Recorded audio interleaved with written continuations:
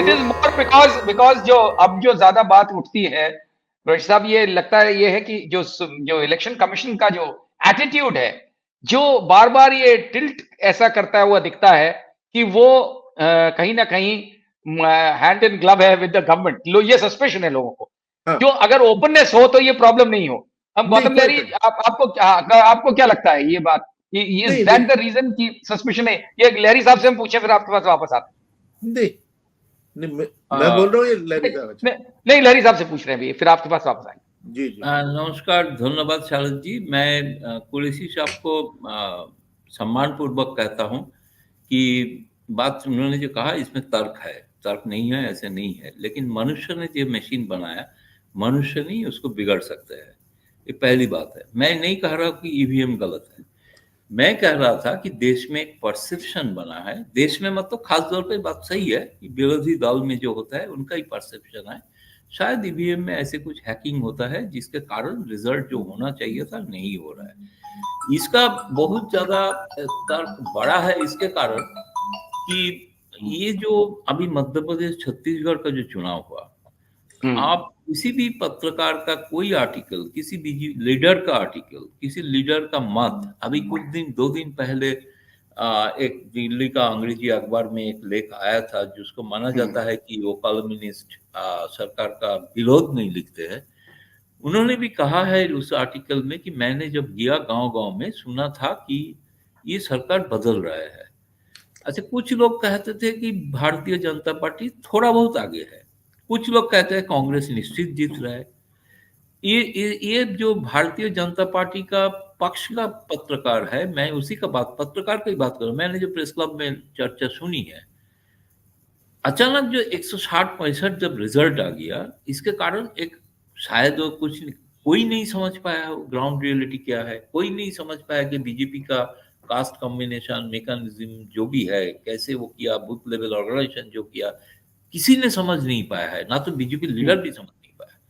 इसके कारण एक संदेह मन में आया है। मैं नहीं कर रहा हूं कि ईवीएम को पूरा कैंसिल कर देना चाहिए, ना तो इंडिया अलायंस का बैठक में ईवीएम कैंसिल करके बैलेट में लाने का बात भी नहीं कहा है। अगर वो प्रस्ताव को आप देखेंगे, प्रस्ताव में कहा है कि आप वीवीपैट का इंफ्रास्ट्रक्चर बन चुके हैं, तो आपको कन्विंस करने के लिए, लोगों को एक भरोसा देने के लिए, जो ट्रांसपेरेंसी की बात कुरैशी साहब ने कहा कि 100% वीवीपैट क्यों नहीं होंगे, अगर करना संभव है तो। मैं जानता नहीं हूँ चुनाव आयोग का क्या इसमें प्रिपरेशन है, लेकिन ये अगर होगा, ये तो पहली बात है कि 100% वीवीपैट होने से कम अगर विरोधी दल हट जाते हैं तो हम बोल सकते हैं कि भाई, मेरा अपना पर्सनल एक्सपीरियंस सबको बताओ, 2019 का चुनाव में मैं गांव में वोट देता हूँ। वो गांव दिल्ली का पास ही है, लेकिन मैं रहता हूँ, मैं जो गांव में गया था वोट दिया, मेरे को वीवीपैट, उन्होंने कहा कि वहां का जो लोकल जो पुलिस जो खड़े थे, आप चले जाइए। हम बोला नहीं, वीवीपैट देखूंगा, मेरा वोट ठीक जगह है। अरे वो तो गया है, आप जाइए ना, क्यों बर्बाद कर रहा है टाइम, जाइए।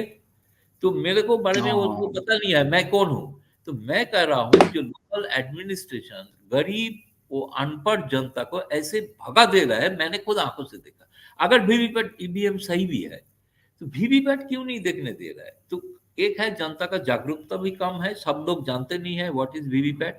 दूसरी बात है जो जानते हैं, मैं खड़ा रहा था, उसको तो ऑलमोस्ट पुलिस से थ्रेट आया था कि आपको जाना है, नहीं तो आपको गिरफ्तार किया जाएगा। तो इसलिए मेरे को जाना पड़ा। तो मैं कहता हूं कि ये जो परसेप्शन है, मैं नहीं कह रहा हूं कि ईवीएम गलत है, मैं कह रहा हूं वीवीपैट जो है ये 100%, क्योंकि देखिए सब लोग मानते हैं कि मोदी जी बहुत लोकप्रिय है, कोई नहीं हरा सकता है, अभी एक परसेप्शन भी है, ये भी है। तो क्यों नहीं वीवीपैट 100% का? मेरे को ये निश्चित है कि चुनाव आयोग 100% वीवीपैट करेंगे नहीं, हिम्मत नहीं है करने का। अगर मोदी जी इतना लोकप्रिय है, इतना जनता का वोट उसको मिलते हैं, मेरा सजेशन एक है, कम से कम एक स्टेट जहां पे बीजेपी बहुत ताकतवर है, जैसे उत्तर प्रदेश, मैं कोई नहीं सोच सकता है कि बीजेपी वहां पे बहुत खराब कुछ करेगा।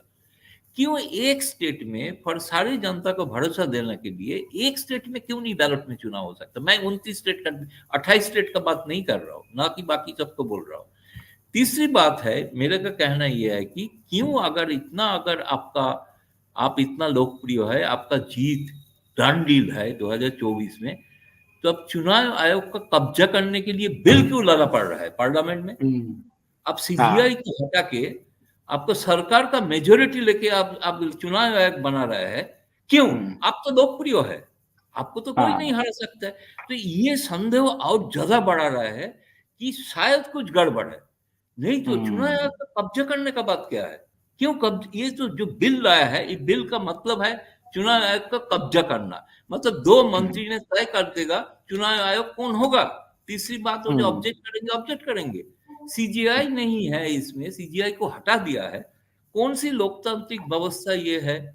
इसके लिए मैं कहता हूं शायद ईवीएम में कुछ गड़बड़ है, इसीलिए डर रहे हैं सब कि ये बात ईवीएम मशीन में। मैं मानता हूँ कुरैशी साहब का बात, ये मैं बोल रहा हूँ जनता का जो विरोधी दल है निश्चित तौर पे जो हार रहा है, उसका मन में ये शक है कि शायद कुछ गड़बड़ है। नहीं तो करने का जरूरत क्या था इतना बात? जरूरत स्टेट में जहां पे आप जीतेंगे श्योर, वहां पे आप बैलेट पे करके प्रमाण कर दीजिए जनता को, देखिए एक जगह पे हमने किया था बैलेट में, उस जगह पे रिजल्ट वही आया जो आपने शक कर रहे थे। तो इसलिए सारे लोग का वो संदेह बोलने का कोई मौका नहीं मिलेगा, खत्म हो जाएगा। हाँ बात है।